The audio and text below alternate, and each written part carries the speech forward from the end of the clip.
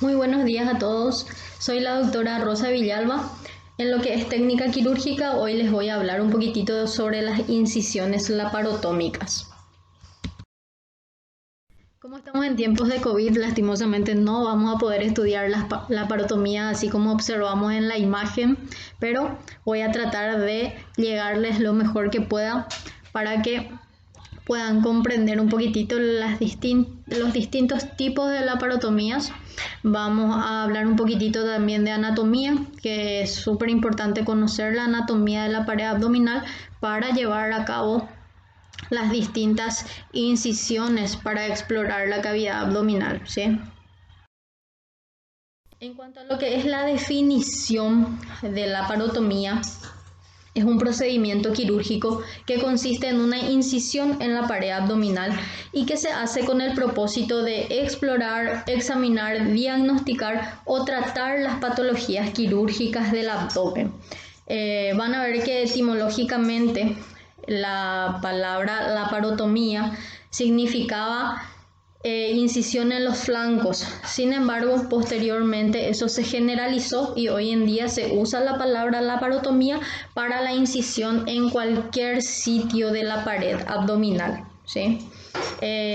Así también otra palabra que, si bien no está muy difundida, también se usa para indicar la apertura de la cavidad peritoneal, sobre todo, que es la palabra celiotomía, para que recuerden, ¿sí? Cuando hablamos de celiotomía, generalmente nos referimos a la apertura del peritoneo o la cavidad peritoneal.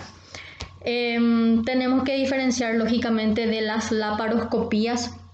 Recuerden que el uso actual de la videolaparoscopía está en auge, pero las incisiones que hacemos en la pared abdominal son mucho menores que las laparotomías propiamente dichas, en donde se usan incisiones ya de mayor longitud y que facilitan al cirujano poder explorar la cavidad abdominal o el sitio específico que desea explorar, ¿verdad?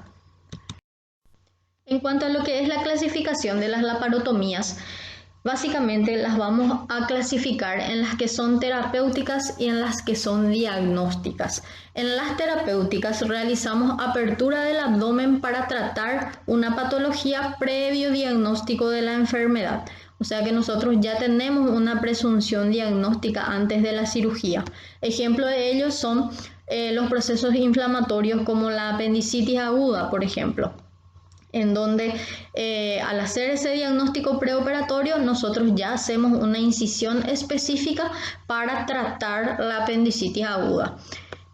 Cuando tenemos un caso de cáncer, generalmente, si es cáncer gástrico, por ejemplo, nuestra incisión va más hacia la región supraumbilical. Sin embargo, si es un cáncer de sigmoides, vamos más hacia la región infraumbilical, hacia la pelvis. Entonces, así también para patologías de la vesícula biliar o patologías biliares, si nosotros hacemos el diagnóstico preoperatorio de colecistitis aguda, decidimos hacer una incisión específica. Así también en los cuadros obstructivos abdominales. Sin embargo, cuando se trata de una laparotomía diagnóstica, la apertura del abdomen se hace para diagnosticar una patología. Si bien nosotros sabemos que el paciente tiene un abdomen agudo quirúrgico, por ejemplo, muchas veces no sabemos cuál es el órgano específico que está afectado. Entonces, en este caso no existe un previo diagnóstico de la enfermedad, no se realiza ninguna maniobra debido a que el problema está resuelto o el tratamiento no es quirúrgico. Este es el caso de las llamadas laparotomías no terapéuticas, en donde nosotros hacemos el diagnóstico intraoperatorio, pero ya no hay nada que resolver, o sea, no resecamos ningún órgano, ninguna víscera, etc. Ejemplo de ello son las cirugías de urgencias hemorrágicas, por ejemplo, los traumatismos hepáticos, que a veces causan laceración hepática, pero esa laceración no es tan importante y se activa la hemostasia y el sangrado generalmente se detiene solo. Y nosotros encontramos efectivamente hemoperitoneo, que aspiramos, lavamos, etcétera, pero ya no llevamos a cabo ningún acto quirúrgico porque la hemorragia paró sola, ¿sí? Así también la pelviperitonitis, por ejemplo, en el caso de una enfermedad pélvica inflamatoria en donde encontramos líquido purulento, lavamos eso, pero no resecamos nada porque el tratamiento de la enfermedad pélvica inflamatoria es antibiótico terapia, ¿verdad? Así también en la carcinomatosis peritoneal, por ejemplo, encontramos carcinomatosis y cuando hay carcinomatosis ya es un estadio 4, entonces ya no resecamos nada. También en el infarto masivo del mesenterio, cuando es un infarto masivo, eso ya es incompatible con la vida, entonces tampoco ya le llevamos ningún acto quirúrgico a cabo en este tipo de pacientes. Tienen que diferenciar esto de lo que son las laparotomías blancas. A veces entramos como un abdomen agudo quirúrgico y al abrir la cavidad abdominal no encontramos nada que justifique ese dolor abdominal que nuestro paciente tenía, esa irritación peritoneal, etc. A veces son patologías clínicas que simulan un cuadro abdominal, ¿verdad? Y esas son las llamadas laparotomía blanca. Como les había dicho al iniciar la clase, conocer la anatomía es fundamental a la hora de llevar a cabo las distintas incisiones quirúrgicas para distintas patologías. Al hablar de lo que es la pared abdominal, vamos a ver que es un cilindro que va básicamente desde la porción inferior del tórax por arriba hasta la cintura pélvica por abajo y tiene una porción posterior, una porción inferior y una porción anterior o anterolateral. En cuanto a lo que es la porción posterior, está compuesto por los músculos ilíacos, psoas, los músculos cuadrados, la porción lumbar de la columna vertebral. La región inferior está compuesta por los músculos perianales, el elevador del ano y los músculos ilíacos. Pero básicamente lo que vamos a estudiar detenidamente es la porción anterior o anterolateral, en donde se llevan a cabo prácticamente la mayoría de las incisiones laparotómicas, ¿sí? La pared abdominal anterior entonces está formada por los músculos rectos anteriores, los músculos oblicuos mayor y menor, el transverso del abdomen y el músculo piramidal. En lo que respecta al músculo recto anterior, vamos a ver que su inserción superior se encuentra en el quinto, sexto y séptimo cartílagos intercostales, dirigiéndose al apéndice cifoides, o sea que de afuera para adentro se inserta en el quinto, sexto y séptimo cartílagos intercostales, llegando al apéndice cifoides, ¿sí? Como vemos acá en la imagen. Su inserción inferior, sin embargo, se sitúa sobre el cuerpo del pubis, rodeado por una vaina fibrosa, que es la vaina de los rectos, donde convergen la aponeurosis de inserción de los tres músculos anchos, que son el oblicuo mayor, el oblicuo menor y el transverso del abdomen. Medialmente, estas fibras de ambos músculos rectos forman lo que se conoce como línea alba o línea blanca, que vemos también aquí en la imagen. Entonces la convergencia de la vaina de ambos rectos forman en la línea media lo que se conoce como línea alba o línea blanca.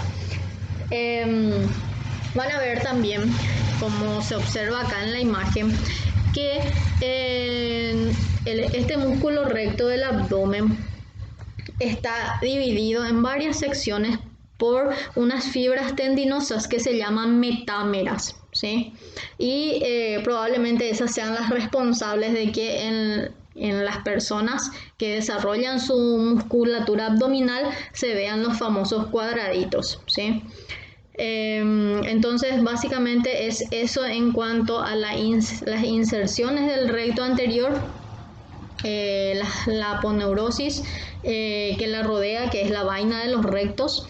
Y recuerden que no menos importante es la vascularización característica que tienen los rectos anteriores, que reciben una red anastomótica que transcurre a través de sus fibras provenientes de la epigástrica inferior, que es rama de la ilíaca externa, y de la epigástrica superior, así también algunas ramas de la mamaria interna, y de arriba para abajo forman una anastomosis o una red anastomótica dentro del recto anterior, por lo que la hace bastante vascularizada. El oblicuo mayor forma parte de los músculos anchos del abdomen, ¿sí? Si vamos de superficial a profundo, es el primer músculo con el que nos encontramos a la hora de hacer una laparotomía. El oblicuo mayor se origina en la cara lateral y borde inferior de las 7 u 8 últimas costillas. Se expande en abanico hacia abajo, adelante y medialmente. Las inserciones terminales se realizan en el borde lateral de la vaina de los rectos, así también va hasta el pubis, en donde se distinguen cintillas fibrosas que forman parte de los pilares del anillo superficial del conducto inguinal, ¿sí? Vamos a ver a partir de ahí la formación de los ligamentos de Gimbernal, de Coles, y lo más importante es que el oblicuo mayor forma la arcada crural, ¿sí? Entonces las fibras tendinosas del oblicuo mayor que van de la espina anterosuperior al pubis son las que forman la arcada crural, ¿sí? Lo que es el oblicuo menor es el segundo con el que nos encontramos de superficial a profundo. Primero está el oblicuo mayor, después el oblicuo menor.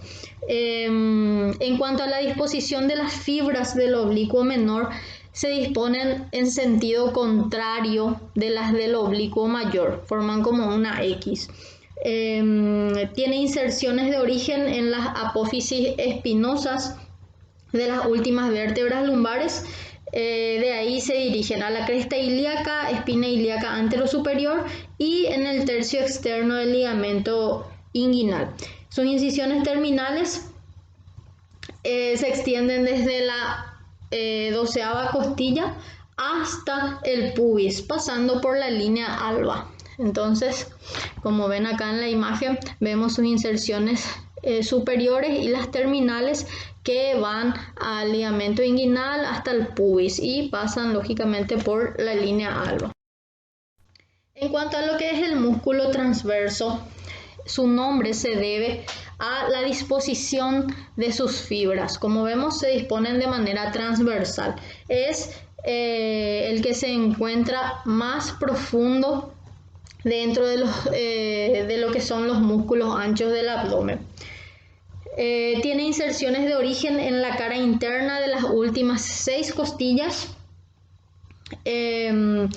hacia atrás en la apófisis transversa de la 12ª dorsal hasta la 5ª lumbar, por medio de una lámina tendinosa que se llama fascia tóraco-lumbar. Después se dirige hacia la cresta ilíaca, hacia el ligamento inguinal. En cuanto a lo que es sus inserciones, a lo que son sus inserciones terminales, se efectúan por medio de una lámina fibrosa que pasa por 3/4 superiores detrás del músculo recto anterior y se inserta en la línea blanca formando lo que se conoce como arco de Douglas y por delante del recto anterior su cuarto inferior para la línea blanca. En cuanto a los fascículos que se originan en el ligamento inguinal, se dirigen hacia abajo y se fusionan con las fibras del oblicuo menor y forman lo que se conoce como tendón conjunto. O sea que el transverso junto con las fibras del oblicuo menor forman lo que se conoce como tendón conjunto que se inserta en el pubis. En cuanto a lo que es la vaina de los rectos, como habíamos dicho, esta vaina es una vaina fibrosa muy resistente en donde convergen las aponeurosis de la inserción de los tres músculos anchos, del oblicuo mayor, el oblicuo menor y del transverso del abdomen.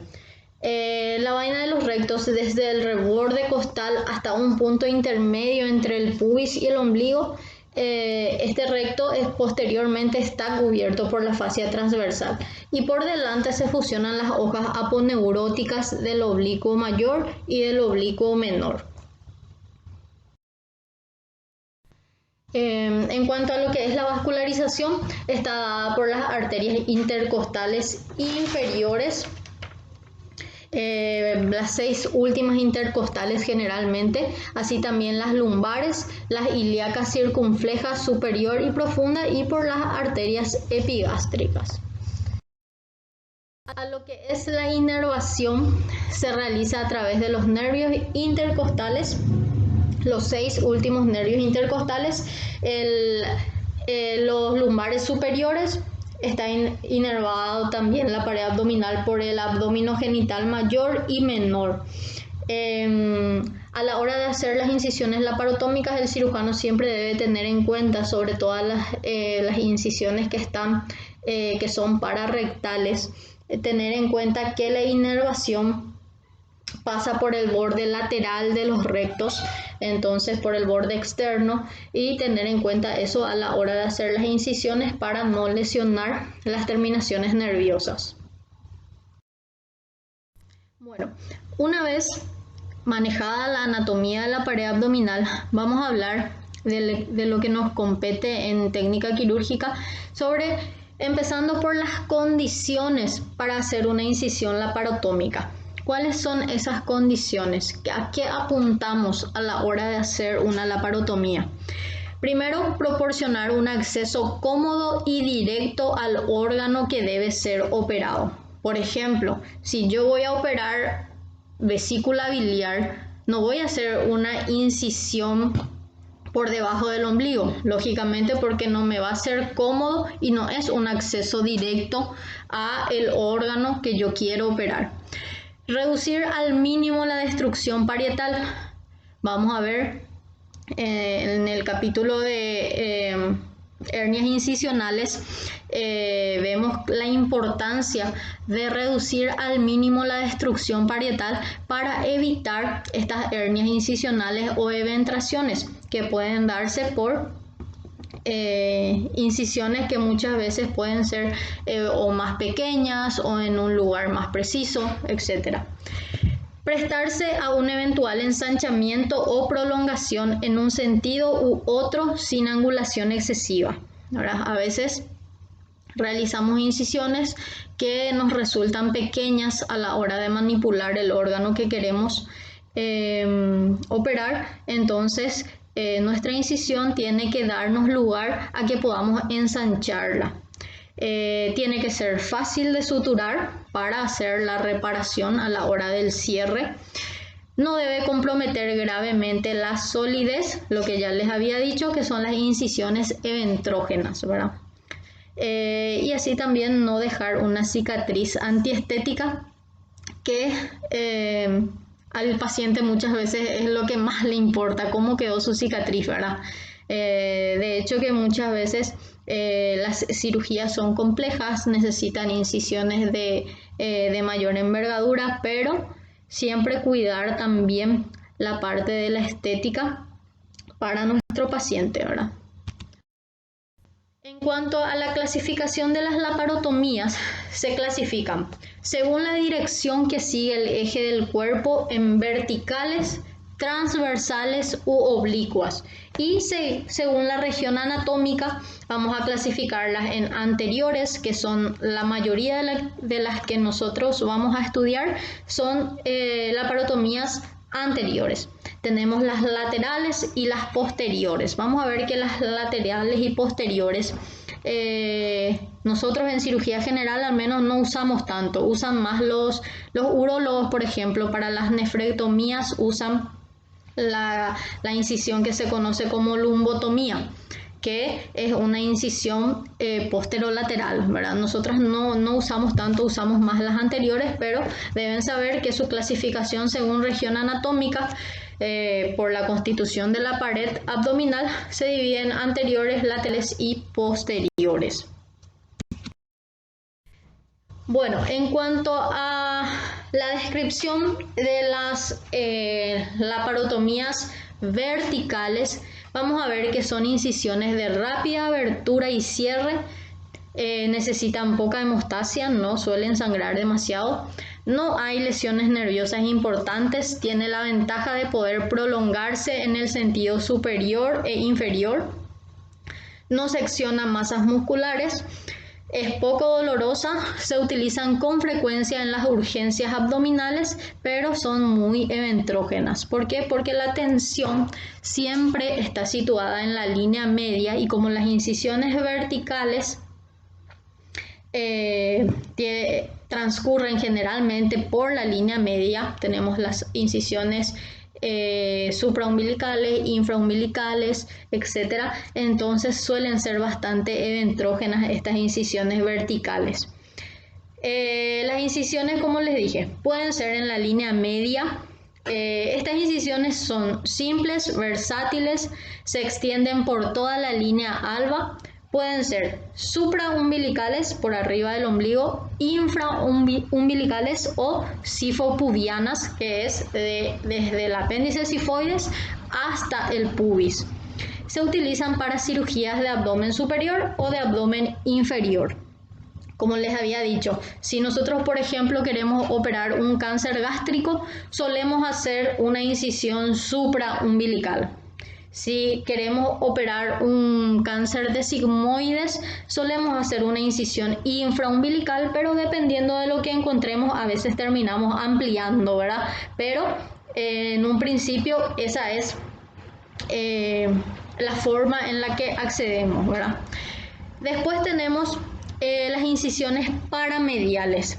La incisión paramedial es igual que la anterior, o sea, igual que la medial, la que se hace en la línea media, pero 2 o 3 centímetros por fuera de la línea alba. Tiene poca exposición de los grandes vasos y del hiato esofágico.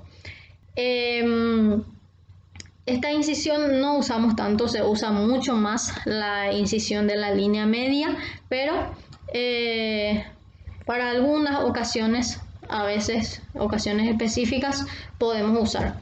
Después tenemos las transrectales, que se realizan atravesando el músculo recto, pero sin cortarlo.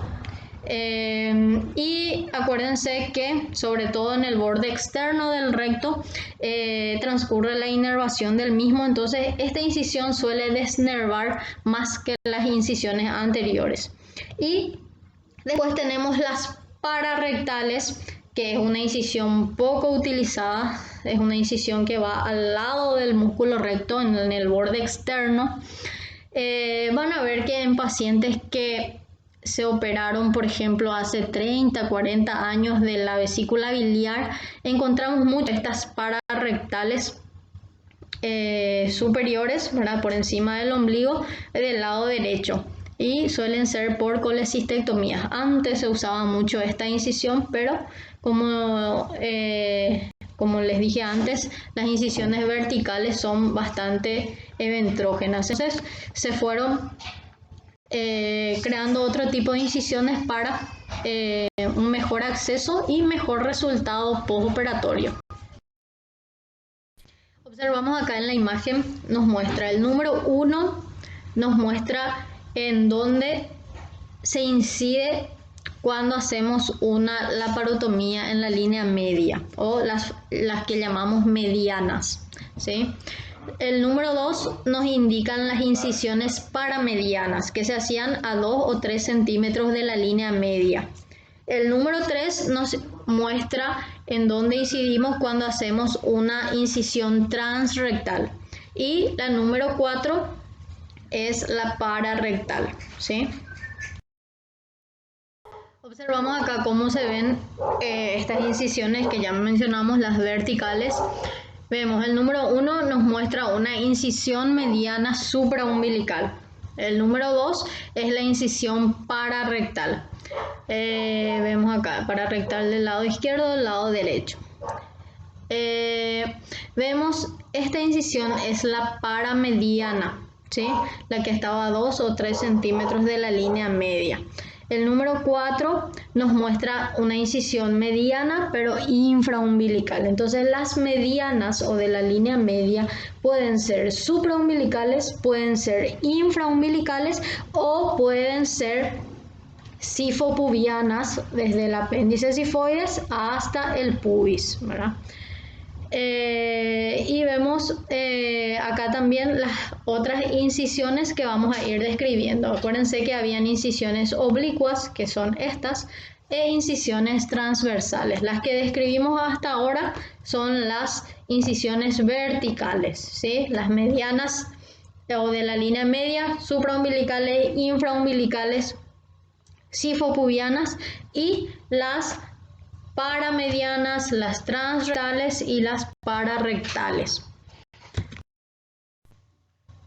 Observamos acá un paciente que al que se le realizó una incisión mediana, supra e infraumbilical, ¿sí? Vemos acá el ombligo y se hizo supraumbilical y un poquitito por debajo. No llega hasta el pubis. Probablemente en este paciente se va a explorar la región superior del abdomen.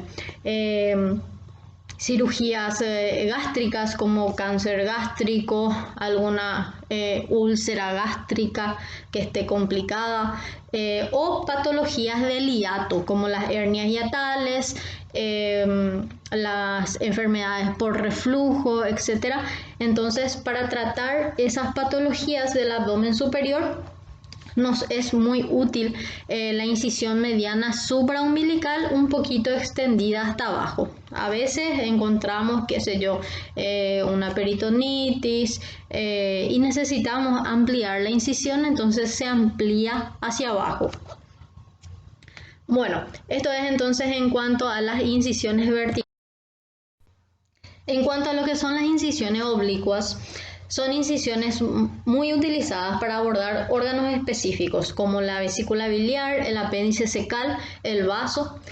Las exposiciones que dan estas incisiones son muy limitadas. Se tarda mucho en abrir y cerrar la herida, pero dan buenos resultados estéticos ya que el corte acompaña las líneas de Langers, y otra ventaja que tiene es que no son eventrógenas. Un ejemplo de las incisiones oblicuas es la subcostal de Kucher. Del lado derecho utilizamos para operar la vesícula biliar, y si hacemos una subcostal del lado izquierdo generalmente es para operar el vaso. Al juntar ambas incisiones tenemos una incisión mucho más amplia, una subcostal que va de la derecha a la izquierda y nos da una muy buena exposición para abordaje del páncreas, por ejemplo, y del estómago. Otro ejemplo de las incisiones oblicuas es la incisión de McBurney, que utilizamos para la apendicitis aguda. También tenemos como ejemplo la incisión de Felicet, que es utilizada para abordar las hernias inguinales. Vemos acá los ejemplos. Esta es la subcostal derecha de Kucher que utilizamos para operar vesícula biliar. Nos muestra acá en nuestra imagen a la derecha la incisión de McBurney que utilizamos para operar el apéndice cecal. En las apendicitis agudas utilizamos la incisión de McBurney y nos muestra acá los reparos anatómicos que utilizamos. Por ejemplo, el ombligo, la cresta ilíaca anterosuperior y el punto de McBurney sobre el cual hacemos nuestra incisión. Y otro de los ejemplos de incisiones oblicuas es la incisión de Felicet que usamos para la cirugía de hernias inguinocrurales. Bueno, y por último tenemos las laparotomías transversas.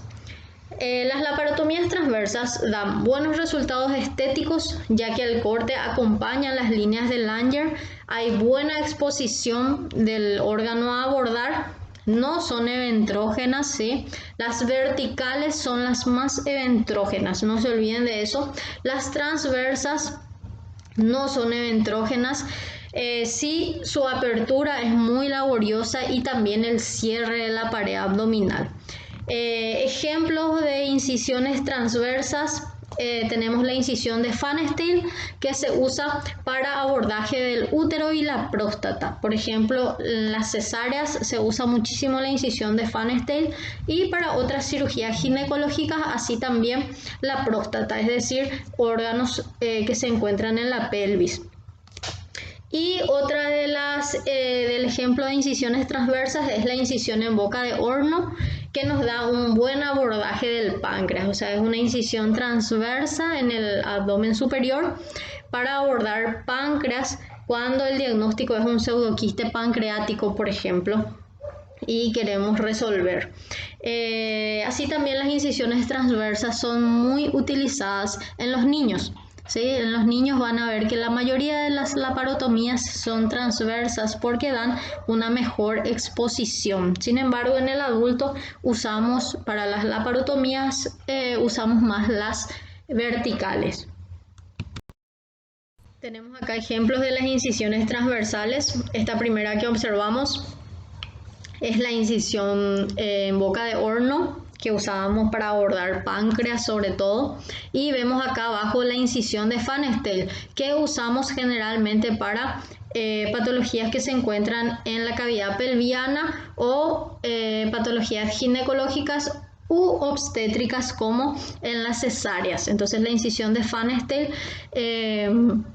como habíamos dicho, en líneas generales es más laboriosa esta incisión. ¿Por qué? Porque la forma en la que incidimos es diferente en la región superficial que en la profunda. Vemos que nuestra incisión en la piel, el tejido celular subcutáneo y la aponeurosis es transversal, pero la celiotomía hacemos de manera vertical. Y acuérdense que tenemos el músculo recto por debajo, que no debemos seccionar sino divulsionar, es decir, o separar en este caso. Ahora vemos acá los separadores que nos van a exponer el peritoneo para poder acceder a hacer la ciliotomía y acceder a la cavidad peritoneal.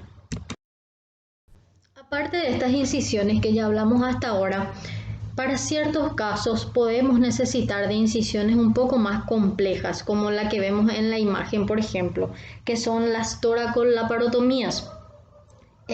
Para el acceso a determinadas regiones de la cavidad abdominal, como venas suprahepáticas y hiato esofágico, puede ser necesario combinar una toracotomía con una laparotomía. Así también, si queremos explorar tanto el tórax como la cavidad abdominal, se usa muchas veces lo que se conoce como toracofrenotomía, en donde llegamos a la cavidad abdominal mediante una toracotomía y una frenotomía, es decir, la incisión del diafragma, ¿sí? Entonces estas son incisiones más complejas que muchas veces se usan para resolver patologías que se encuentran en el hiato o lesiones de venas suprahepáticas, etcétera, etcétera. La técnica general a tener en cuenta a la hora de hacer la apertura de la cavidad abdominal, no importa cuál fuere la incisión a llevar a cabo, se realiza de la siguiente manera. Iniciamos con la incisión de la piel y el tejido celular subcutáneo, hemostasia de los vasos subcutáneos, sección de la aponeurosis, maniobras en el plano muscular, si vamos a hacer divulsión o si vamos a hacer corte, sección de la aponeurosis posterior, de la fascia transversal, de la grasa extraperitoneal y del peritoneo propiamente, que es la celiotomía. Se realiza posteriormente la exploración, que debe ser visual y con el tacto, y posteriormente la preparación del campo. Una vez identificado el problema, se realiza la preparación del campo para llevar a cabo la extracción del órgano afectado, ¿verdad? Entonces, iniciamos con la incisión. Hacemos la incisión dependiendo de nuestro órgano afectado, ¿verdad? O si vamos a hacer una laparotomía exploradora, hacemos una incisión mediana. Se prepara el campo quirúrgico, acuérdense de tener en cuenta siempre los tiempos sépticos. Una vez hecha la incisión, se controla la hemostasia. Recuerden siempre de controlar bien la hemostasia para evitar sangrados excesivos en nuestro paciente. Hoy en día con el electrobisturí es mucho más fácil, todos los vasos de pequeño calibre se coagulan con mucha facilidad, pero si tenemos un vaso de un calibre considerable, se hace ligadura con 2 hemostáticas y se ligan ambos cabos. Recuerden siempre que el hilo que utilizamos tiene que ser acorde al calibre del vaso que vamos a hemostasiar. Si es un vaso fino, utilizamos un calibre menor, y si es un vaso más grueso, un calibre mayor, ¿verdad? Y recuerden siempre de ligar ambos extremos del vaso en cuestión. Supongan que tenemos un caso de un paciente que ingresa a urgencias con una peritonitis de etiología a determinar y le hacemos una radiografía de tórax y encontramos neumoperitoneo. Entonces, nuestra sospecha es perforación de víscera hueca. Por la clínica de nuestro paciente, por sus antecedentes, etc., sospechamos de que se trata de una perforación de una úlcera gástrica. Entonces decidimos hacer una incisión mediana supraumbilical que ya nos va a dar un buen acceso al órgano que queremos, que pensamos que está afectado, ¿verdad? Si por alguna razón no es la causa, a veces tenemos neumoperitoneo, entramos por perforación de víscera hueca y encontramos que la causa es un divertículo colónico perforado, por ejemplo. Entonces, si nuestra sospecha diagnóstica fue errada, lo único que vamos a hacer es ampliar nuestra incisión. Ampliamos hacia abajo para poder explorar bien nuestro colon sigmoides, ¿verdad? Vemos acá, se hace la incisión de la piel, del tejido celular subcutáneo y posteriormente de la aponeurosis, ¿sí? Una vez abierta la aponeurosis, hacemos la celiotomía y ven en la segunda imagen cómo el cirujano pone sus dedos de la mano izquierda para proteger las asas intestinales que se encuentran por debajo y para cerciorarse de que no se encuentren adherencias, ¿sí? Entonces, al abrir la cavidad abdominal, nos cercioramos de no lesionar ningún órgano, ninguna víscera que a veces puede estar adherido a la pared abdominal. Entonces, siempre ser cuidadosos y meticulosos a la hora de hacer la apertura. Una vez hecha la apertura de la cavidad abdominal, la celiotomía, procedemos a hacer la exploración. La exploración se hace de forma meticulosa, se hace con la vista y con el tacto. Recuerden siempre que la mano del cirujano debe ser suave para no lesionar, no desgarrar ningún órgano de manera innecesaria y que muchas veces puede ser difícil de reparar. Vemos acá cómo el cirujano introduce la mano en el hemiabdomen superior sin ver, ¿verdad? Pero de manera suave empieza a explorar la cavidad abdominal porque muchas veces con el tacto sentimos tumoraciones, procesos inflamatorios, etcétera, que distinguimos y nos va a llevar a ampliar muchas veces nuestra incisión si es que encontramos alguna afección fuera de nuestro campo visual, ¿sí? Entonces se explora. Una vez que identificamos nuestro órgano afecto, igual siempre recuerden que la exploración se hace de manera meticulosa y ordenada siempre. Por más de que yo encuentre que mi área afecta es el colon sigmoides, yo igual debo explorar todo el colon, debo explorar asas delgadas, estómago, de manera meticulosa y ordenada, ¿sí? Entonces, se hace, una vez identificada la patología, se realiza la exposición de la misma y la separación adecuada. Generalmente es el cirujano el que realiza la separación con los separadores y el ayudante sostiene en el mismo lugar en donde el cirujano expuso su área de trabajo, ¿sí? Entonces es súper importante una buena exposición para poder ver bien y poder llevar a cabo la cirugía. Bueno, muchas veces encontramos líquido en la cavidad abdominal, a veces es líquido purulento, a veces es líquido hemático, a veces es líquido fecaloide, bilioso, etcétera, dependiendo de la patología con la que nos encontramos. Cuando encontramos líquidos en la cavidad abdominal, se realiza aspiración del mismo, lavado y secado de la cavidad abdominal, ¿verdad? Siempre contabilizar el líquido extraído, ¿sí? Es súper importante. Si es sangre, nos importa muchísimo ver cuánta cantidad de sangre perdió nuestro paciente, o si es líquido de otro tipo también, porque se tiene en cuenta a la hora de valorar el medio interno de nuestro paciente. Valorar el líquido aspirado, ¿verdad? Las características de ese líquido, si es líquido purulento, si es líquido fecaloide, si es líquido bilioso. Lavar con suero fisiológico o agua estéril. Siempre lavar bien, porque evidentemente ese líquido es el que irritaba nuestra cavidad peritoneal, entonces debemos lavar y evitar colecciones o sobreinfecciones. Idealmente siempre realizamos el lavado con suero fisiológico tibio para que nuestro paciente no nos haga una hipotermia.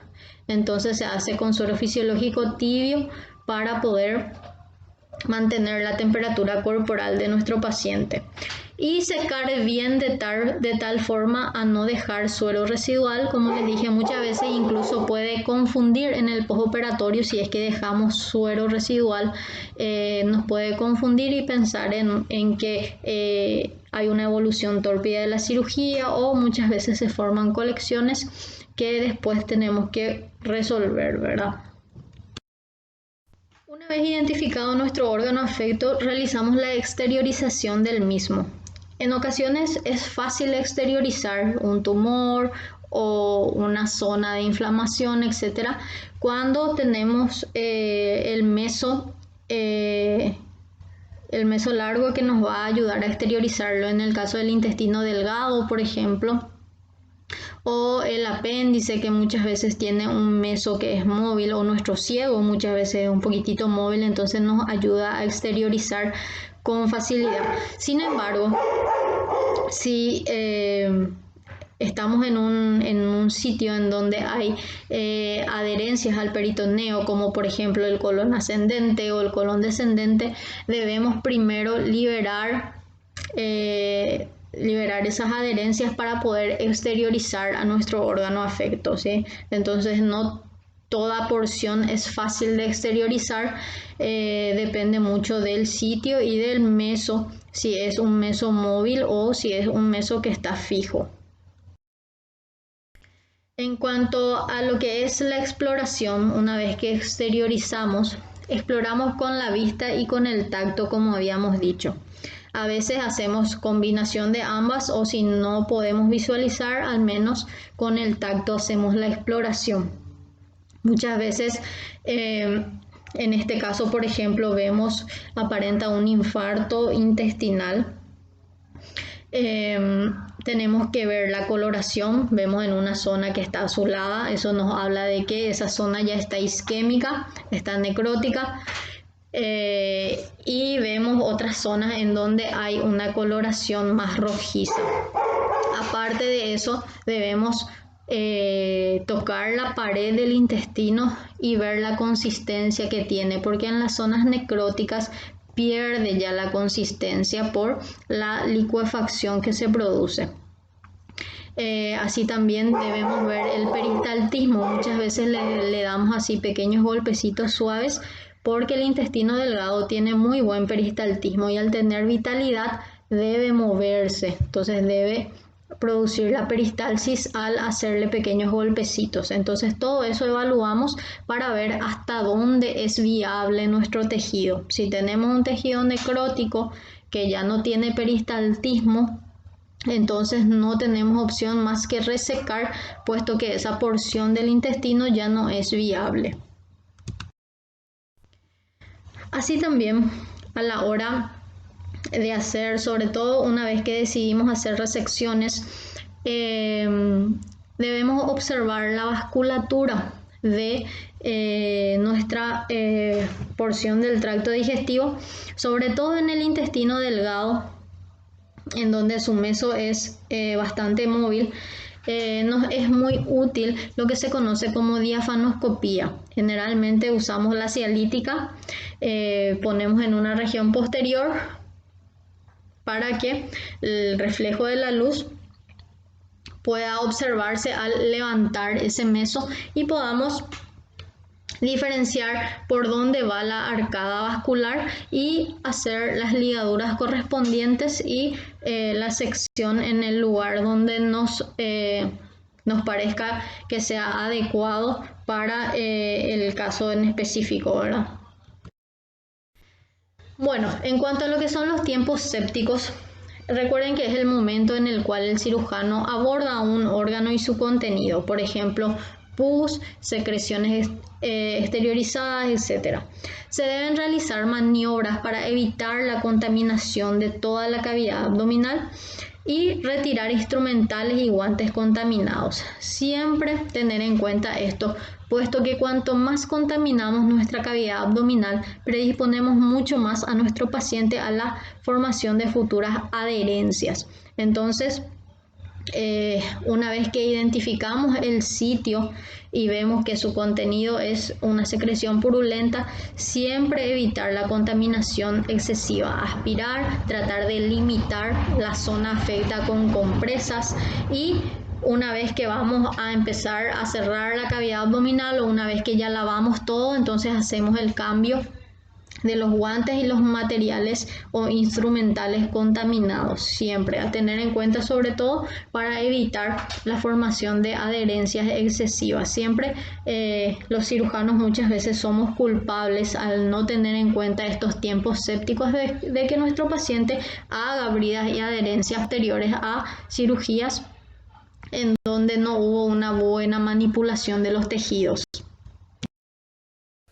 Una vez realizado el acto quirúrgico, entonces procedemos a hacer lo que se conoce como revisión de la cavidad abdominal y cierre. Lo primero que hacemos es control de la hemostasia, ¿sí? Controlar que no esté sangrando nada, controlar que no hayamos lesionado nada por alguna maniobra que hayamos hecho sin atención.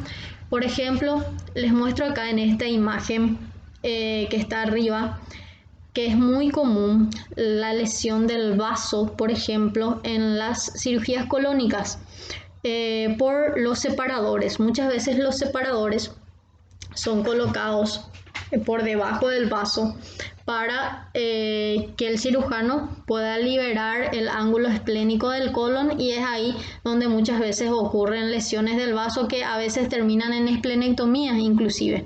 Entonces siempre controlar la hemostasia, ver que no se haya lacerado nada, coagular todo lo que tengamos que coagular, ligar, o si por ahí la lesión es importante, resecar, ¿verdad? Como en el caso que les comenté de las lesiones del vaso que suelen ocurrir en las cirugías colónicas o en las cirugías gástricas también, por ejemplo, o en las del hiato también, porque los separadores se colocan hacia el hipocondrio izquierdo, entonces suelen lesionar el vaso.